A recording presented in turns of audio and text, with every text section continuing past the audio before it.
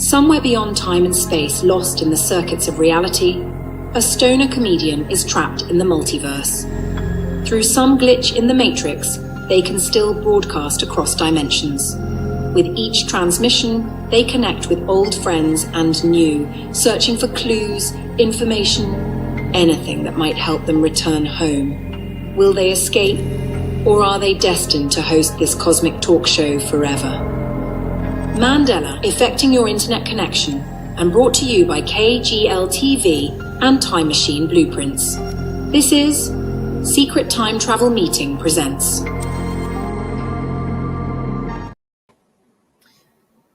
Hey, this is Alternate Reality Santa Claus. Sean Wickens here. Beaming to you from, elsewhere, that kind of thing. Happy to be here.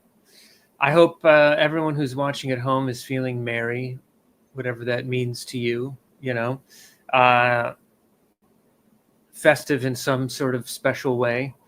It's, I don't know, maybe it's August 18th, wherever you are, if you're watching this live, or a year from now. But there's no time like the present to, just celebrate anything, if that makes sense. Feel free to throw some angry comments in the chat if you don't agree with that goodwill message. If you joined, or if you had seen, or if you want to go back and watch the last time we were together, I didn't have a guest and I did some painting, and I'm happy to say that I'm exactly where I left off last time. Haven't done a thing, and it's glitching right now, but you can see it. Just search Secret Time Travel Meeting and you'll find this is like was my first attempt, and this was my guide for what I attempted to do live. I think this is better than I think the first draft is better than my second draft, which of course it's not even done, but I am more of a doodler than a painter, so it's like this is a lot of marker stuff, and I think this is better than I'm not really that much of a painter. I'm more of a comedian. So this is Secret Time Travel Meeting presents. Each time we meet, it's always a little something different. I think someone's at the door who we probably won't see because they're my girlfriend's coming home. Anyway, I have something to share, and it's that I don't like to get angry or ranty, but here's something that makes me a little mad. I'm always hearing these commercials for a certain fast food chicken-centric chain. It's Chick-fil-A, their commercials infuriate me because they say that, this is paid testimony from an employee, and the employee is talking about how much they love their sandwiches and the sauces. And it just reeks of fake to me because, first of all, these are employees who, hey, do you want to make more money? Of course, they're going to say something great about the company they work for while they're getting paid extra. And, the good thing about using paid employees, yes, they're getting paid extra instead of actors, is that actors make residuals. I don't think these employees are making residuals off of these things. I think it's, the understanding that, you're some sort of paid spokesman and you get a one-time thing. And anyway, there's like this obnoxious, upbeat, simple ukulele playing in the background while these employees who are getting paid to work there and then getting paid again to say nice things, and they always they're always saying pre-approved stuff. You know what I mean? Maybe they're writing their own stuff, but of course the marketing department is giving a check mark on this. and they're editing it, and it always ends with some sort of goofy, uncomfortable laugh after they've been talking about how much they love their tangy sauces, chicken sandwiches. Ha ha ha! Is it like it's nervous laughter that I'm sure is plucked from any point in the recording session and thrown at the end to make people seem more likable. And I don't know, it just makes me so angry. As much as people get mad at the media, I just can't stand commercials. All right. Commercials to me are just the most, the pit of, like, that's where all the fakeness resides. The news, yeah, things are sort of spun and like, but I do believe that there are people who work in that industry that are like trying to be sincere. Commercials are just like, it's selling wrapped up in sort of, I'm your neighbor, you know?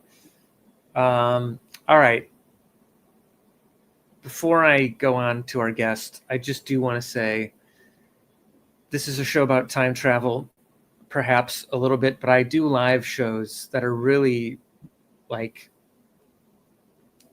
steeped in time travel stuff. And I'm going to Estonia. I'm going to Tallinn, Estonia in September. And who here watching knows somebody in Estonia? I don't know, but tell your friends to look up Secret Time Travel Meeting. I'm going to be in Tallinn, Estonia. My first time there. The debut for a secret time travel meeting in this whole country, I'm sure. September 10th, 11th, 12th, I think. So tell your friends.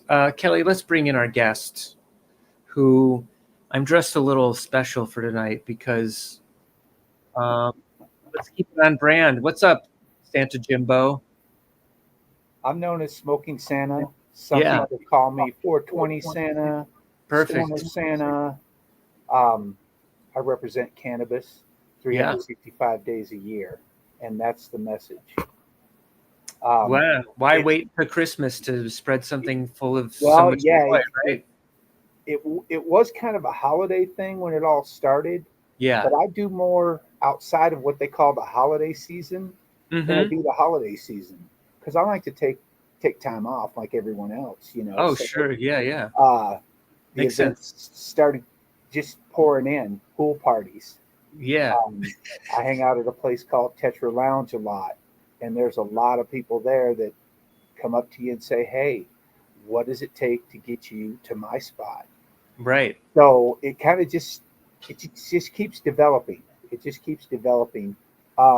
Smoking Santa gets paid to hang and party. That's why wouldn't you? Yeah.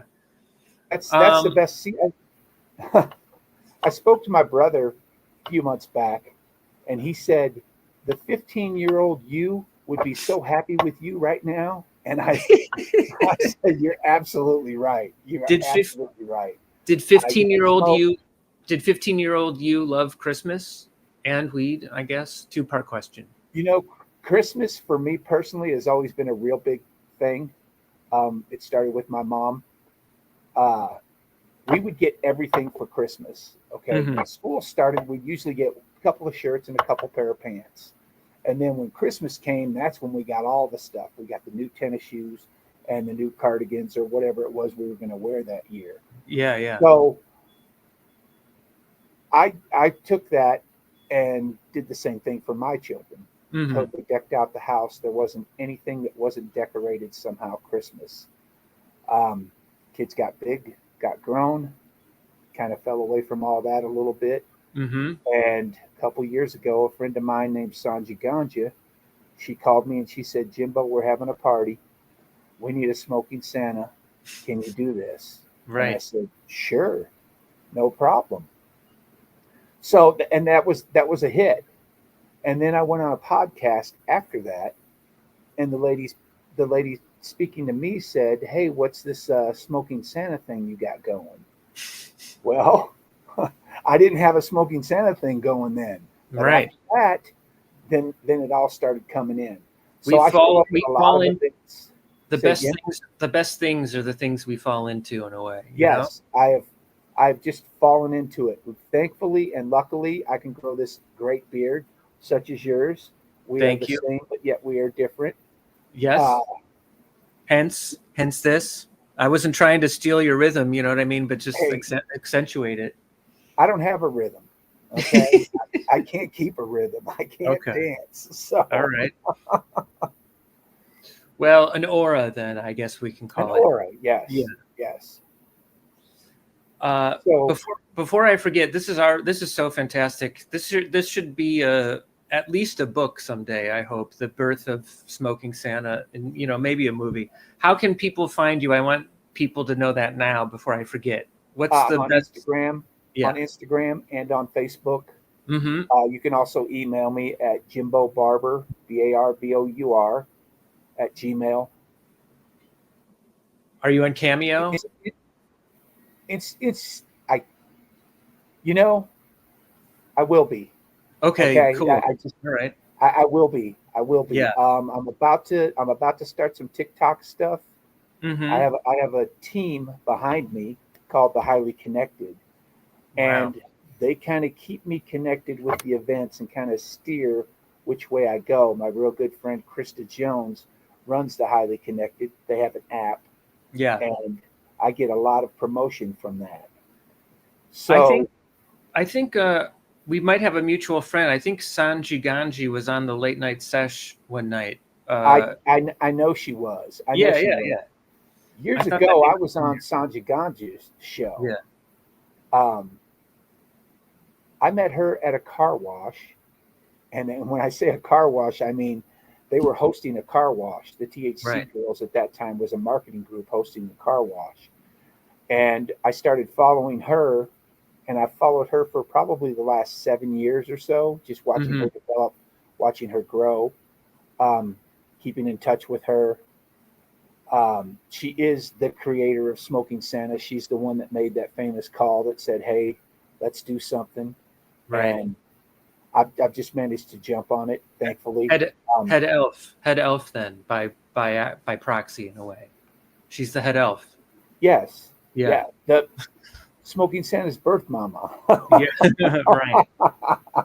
She's gonna appreciate that.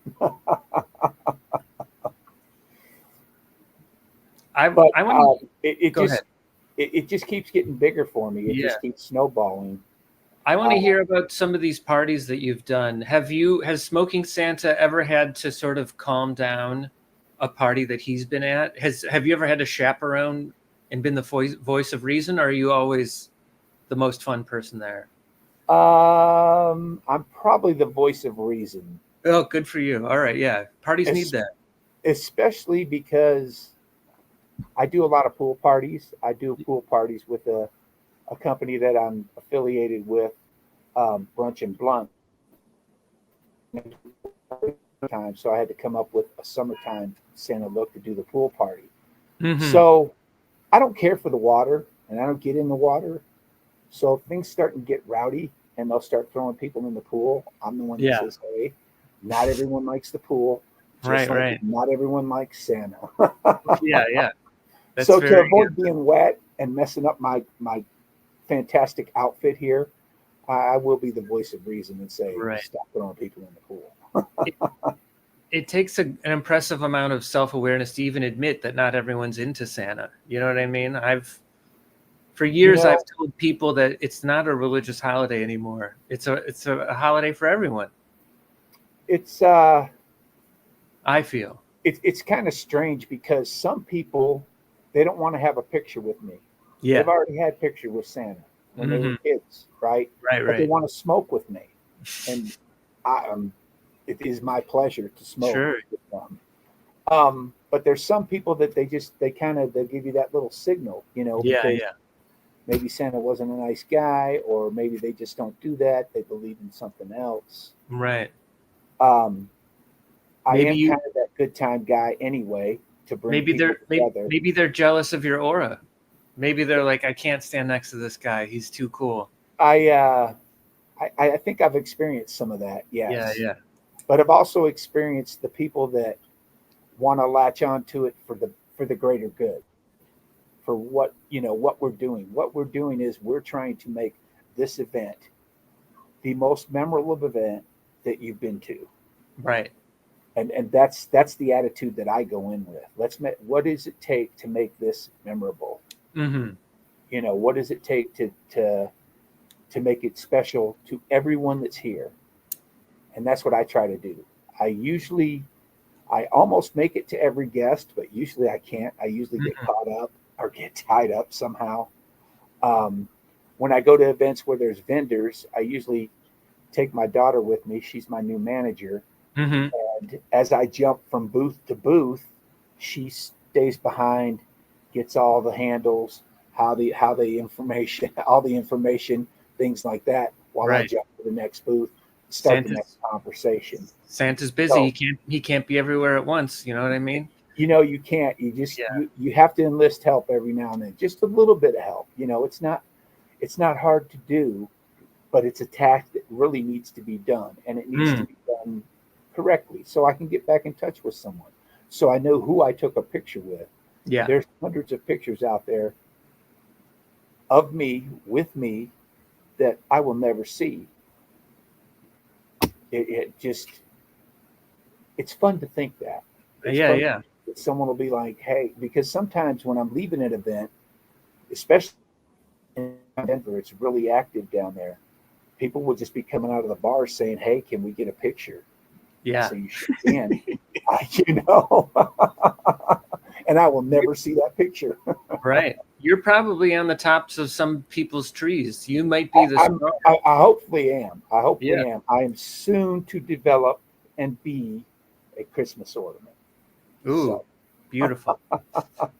We're going to take a quick break. We have a commercial break to take, and then we'll be back with Smoking Santa Jimbo, and maybe he'll talk about some of the more X-rated parties he's been to. I don't know. We'll see.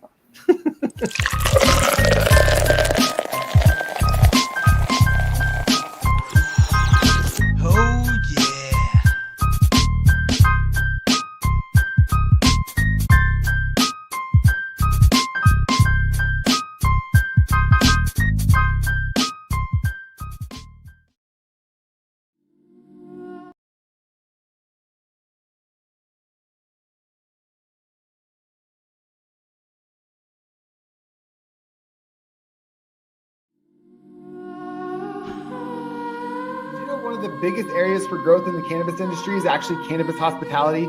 And did you know you can start your own business for under $5,000? Allow me to take you through my mentorship program to receive your cannabis hospitality stewardship certificate, where we're going to allow you to understand this plant in a way in which you can actually shepherd the plant to people. And not only a way to start a new career, but a way to actually enrich people's lives so they can use the benefits of cannabis to enhance their lifestyle. Please join me on this revolutionary journey.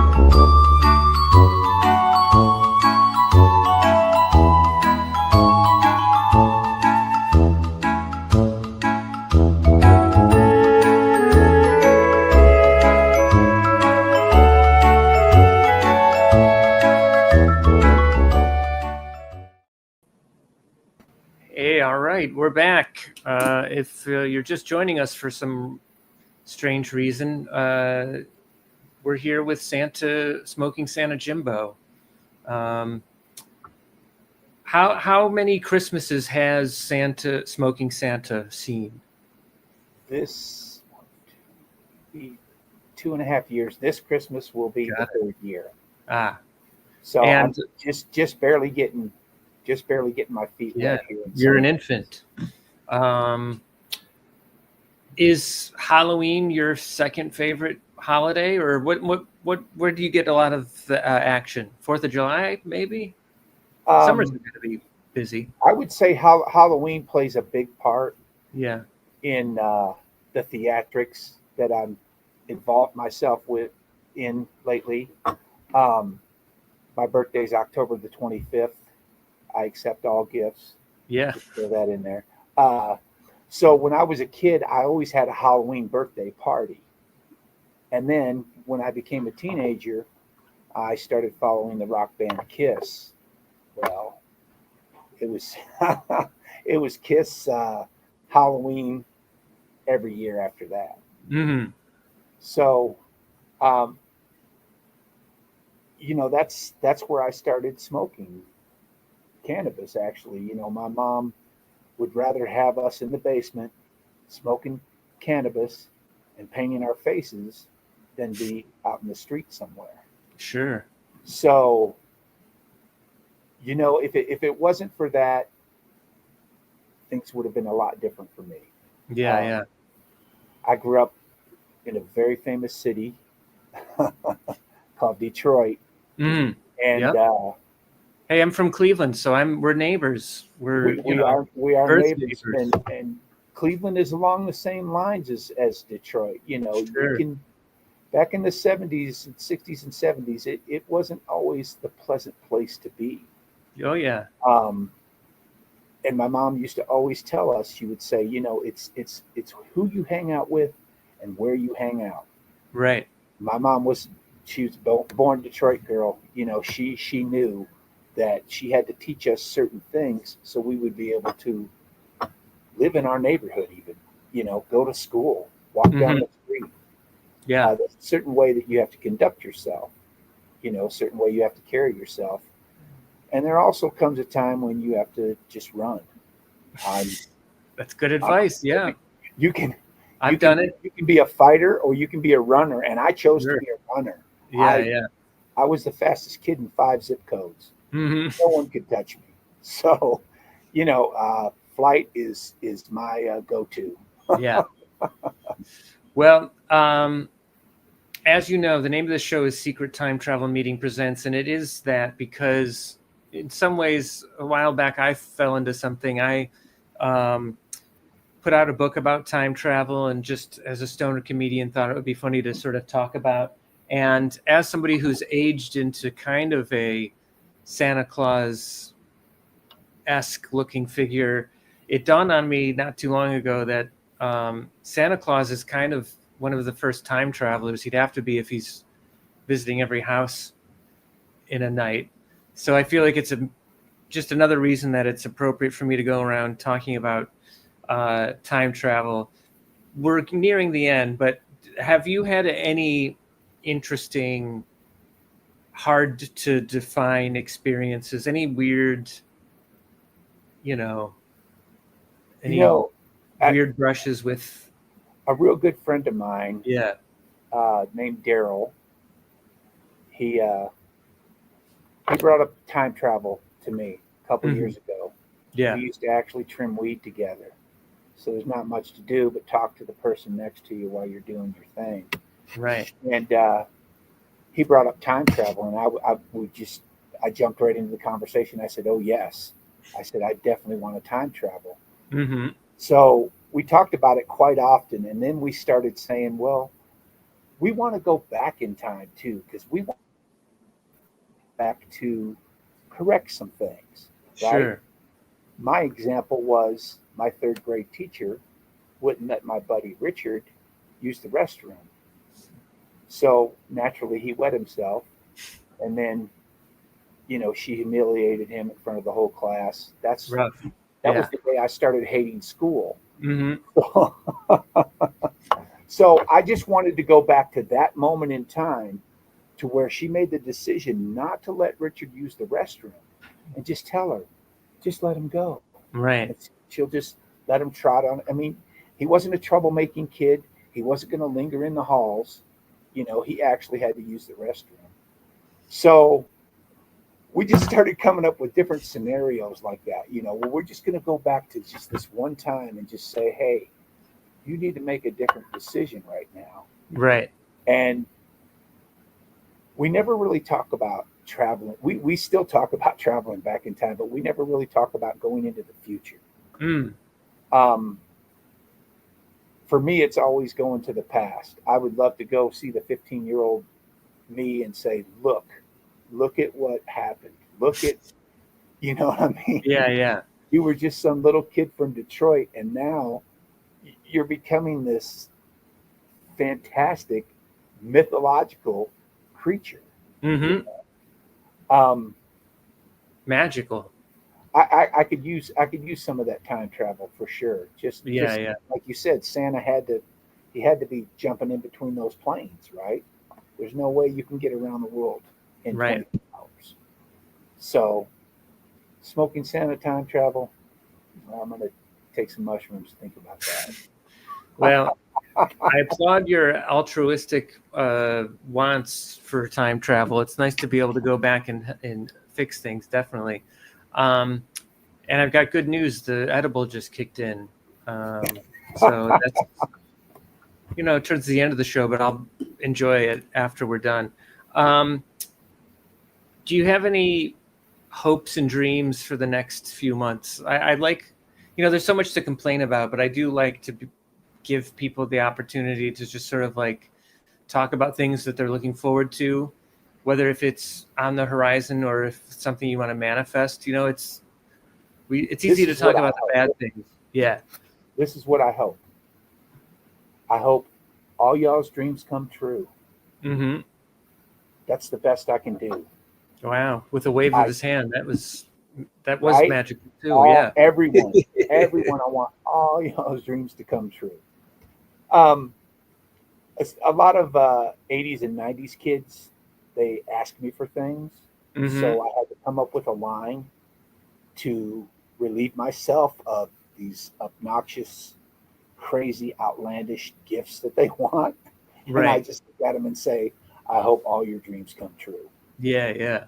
It's just easier that way. And you're not telling them no. I'm not telling them no. If that's what their dream is, that they want this, I don't even know, some collectible toy that they no longer have because they didn't take care of it, by the way. Oh, yeah. And now it's a collector's item. Collector's stuff from the 80s and 90s is more popular than actual antique stuff that has real historic value even. It's incredible. I kind of wish I would have kept some stuff, Yeah.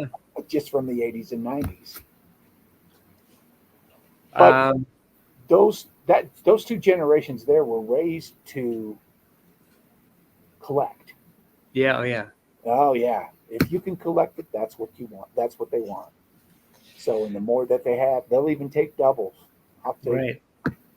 And I can go through the whole gamut. Pogs was the 80s thing, these had to have these Pogs. Yu-Gi-Oh cards that came in the 90s, and the more you had, the better. And now that these kids are grown up, some of them have storage bins full of this stuff that is, in some eyes, priceless. Sure, yeah. I have some things from my childhood that I'm holding on to. I don't know why. Honestly, I wish I could get rid of them. I don't think anything's worth that much, but I guess that's my dream, to pare down. To have a collectible item is really cool, and to know what it's worth, but to know a buyer is even better. Sure. You can tell your friends all you want. This is worth $300. Yeah. But you tell them I got a guy on the line right now ready to pay me for this. It really doesn't. It doesn't. Right. Well, we've got a lot of dreams on the horizon. One thing that I tell myself after I, started dreaming about time travel is one thing I'll do is I'll go through life and give myself strength in the past at times when I needed it. Because I know that if I do that for the rest of my life, if I'm ever going through something bad, well, at least me in the future is rooting for me. You know what I mean? Yeah. I'll leave that as some advice. Well, Smoking Santa Jimbo, soon to be on Cameo. It was great having you. Again, what's your Instagram information? Smoking Santa Jimbo. That's Perfect. Instagram. All right. Thanks for watching, everybody. This has been Secret Time Travel Meeting Presents Merry Christmas. We did it. I hope all y'all. Service